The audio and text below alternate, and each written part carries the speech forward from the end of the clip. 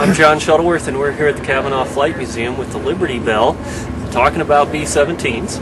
And we are very lucky to have Melvin Catt here, who did instruction about the tail gun and the radar system with B-17s. So, Melvin, I'd like to ask you to teach us and tell us about your experience and what you did to help us during World War II with teaching about the gun system.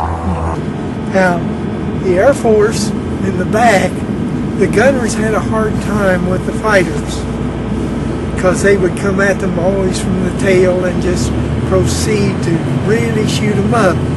And with the standard reticle gun sight that they had, the gunners couldn't compensate enough for the firing and shooting down of the fighters.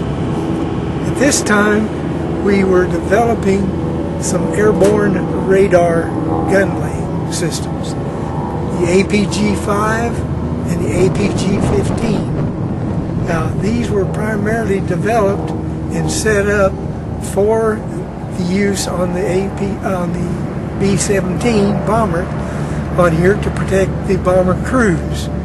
So what happened is at the tail end of the section back here, we had the gunner up here would have a little 2-inch diameter oscilloscope that when he turned the radar on, the light would just flash a dot to begin with, and then the dot would flash and turn into wings, and it would flap back and forth so long as there was no target out there.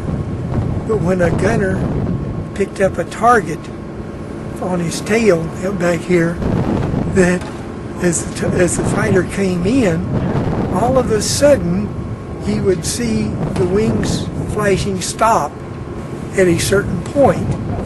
And when that happened, he was within range of the tail gunner's guns. And the tail gunner then would open up with his .50 caliber in the back. And we shot down a lot of German fighters at that time. It got so that it got to a point to where the Germans would fly around and they would come in and look at the planes on the side, and they would see a big ball down underneath the gun out here which was painted white. And they realized that that was our radar antenna. And so anytime you would see something back here, they would turn off and fly away and try to attack the bombers from head on primarily, or once in a while they would try from the height above and coming up from below. Size 38. I think that would have fit me in junior high. Bill? Beautiful.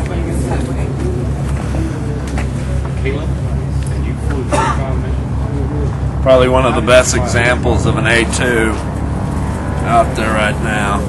An original A2. Original. Yeah, well, did you get all his missions?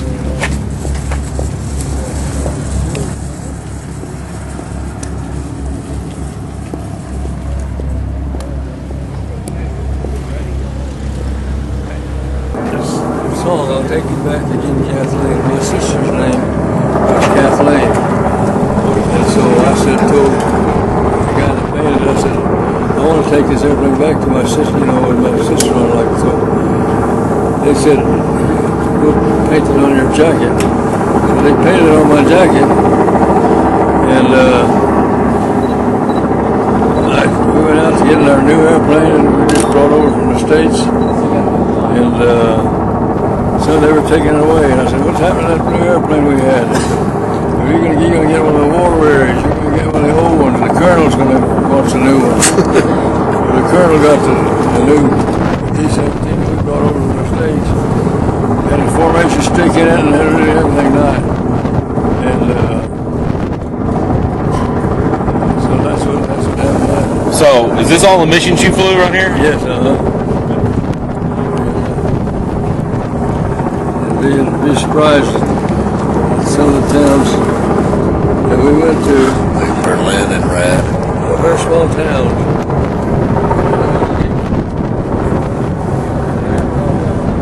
You bombed Berlin 3 times? St. Pitt.